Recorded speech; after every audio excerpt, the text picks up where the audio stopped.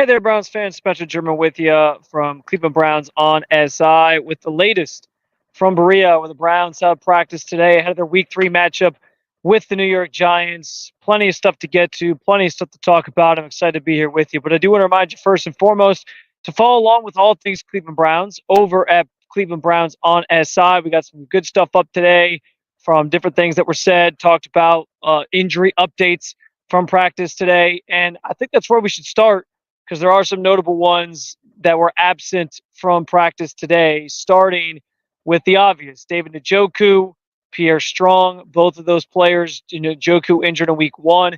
Pierre Strong had the hamstring injury this past weekend against Jacksonville. Both sat out of practice today and continue to just kind of take it a day at a time situation. Kevin Stefanski, in relation to David Njoku, did allude to the fact that it's unlikely he will play this weekend against the New York Giants, so likely going into a second consecutive week now where you will not see David Njoku on the field for the Browns.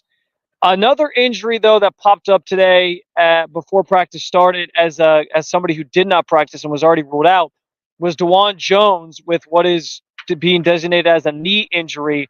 Now, that one's interesting because we know he dealt with the knee injury last year, had the arthroscopic knee surgery to fix it, and has been gradually working his way back all offseason through spring, all these different things to get to a point where he was ready to play. He did leave Sunday's game against Jacksonville with cramping and did come back and finish that game.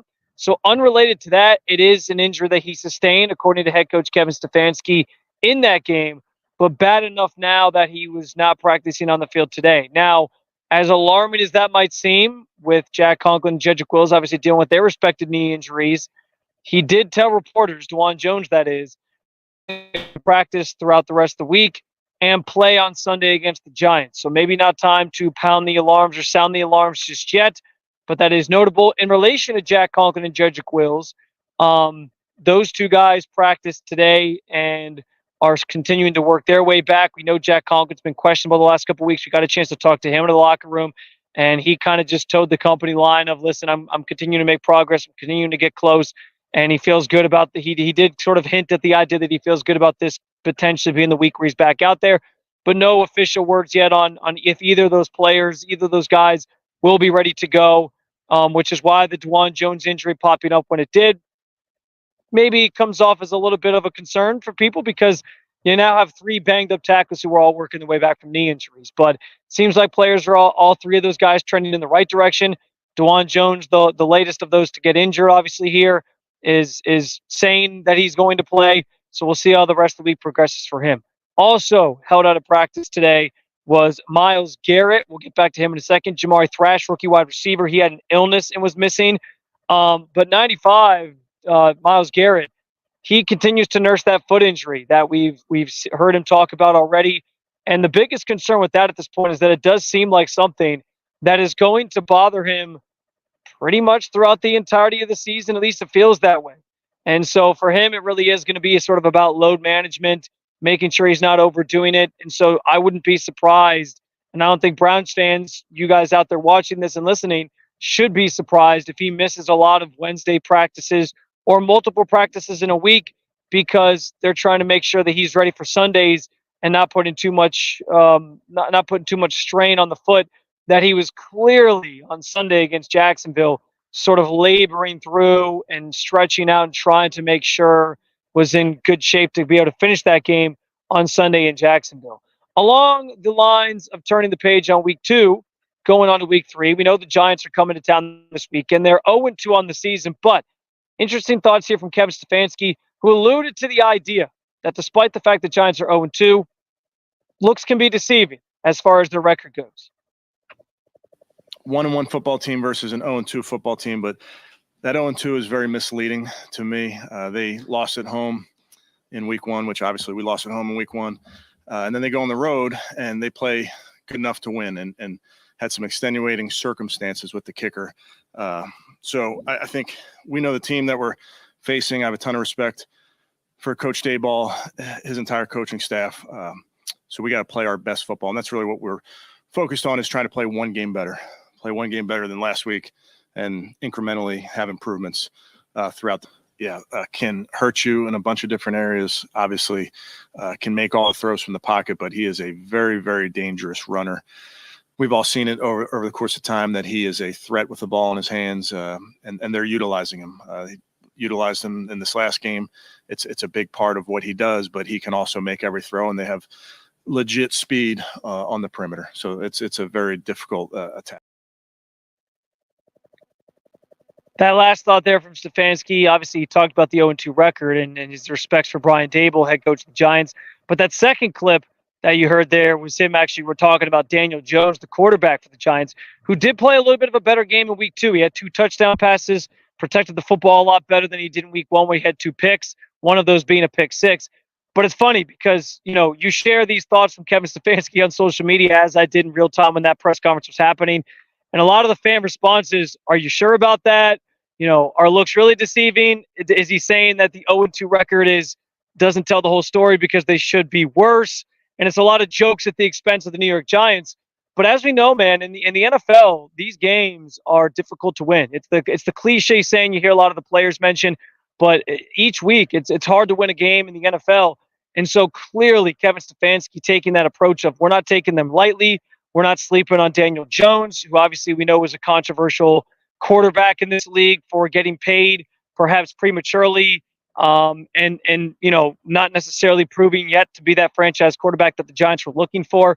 But the Browns are taking him seriously, and the threat of his legs as a runner is something that they're very much taking seriously. Jeremiah Owusu-Koramoah talked about that in the locker room today as well.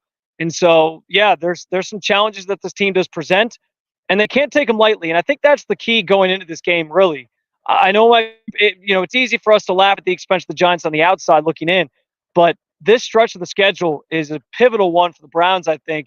And you get a team against the Giants that you should beat. You're favored by 6.5, but you can't just go into that game thinking that they're going to roll over and you're going to have an easy win. Browns have to take care of business, because I do think these next 3 weeks or so, when you get the Giants, the Raiders, who are still kind of a team trying to find their identity and don't have a great quarterback situation right now, although they did just beat the Ravens. And then obviously after that with Washington, is a very young rebuilding team. These are 3 games that the Browns should probably be favored in all 3.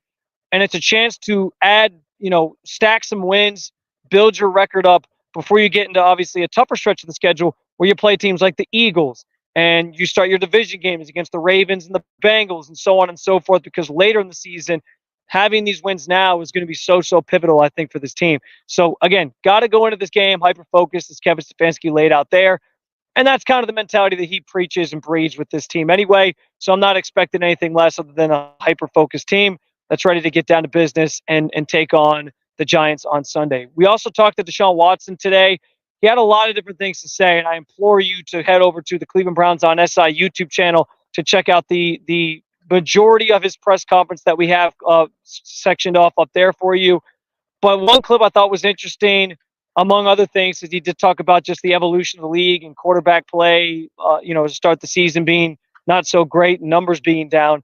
But he did have some comments on just his connection with Amari Cooper.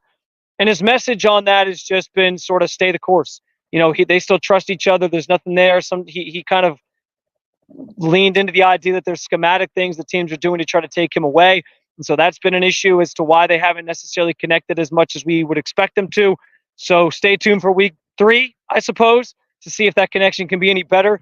But to be fair, I don't necessarily think that Amari Cooper has just forgotten how to catch the football and he's playing this poorly because of, deterioration or he's cooked or whatever, the kids are saying these days.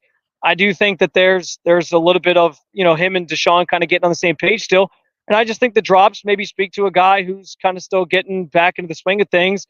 And you never know. I mean, the rumors, the trade rumors with Brandon Ayuk involved and all these different things. Amari Cooper's always going to put on the professional face and the mask, and he's going to show up to work and work hard, and that's what Browns fans love about him. But you never know how that type of stuff can weigh on somebody's psyche, not getting the contract extension that maybe he was looking for, all those different things, maybe play a role in this. And we'll see if he can kind of snap out of it and turn it around as the season progresses. I'm banking on the fact that he will, because Amari Cooper is just that type of player, and he's too talented not to. Appreciate you guys stopping on by for this latest practice report from out in Berea.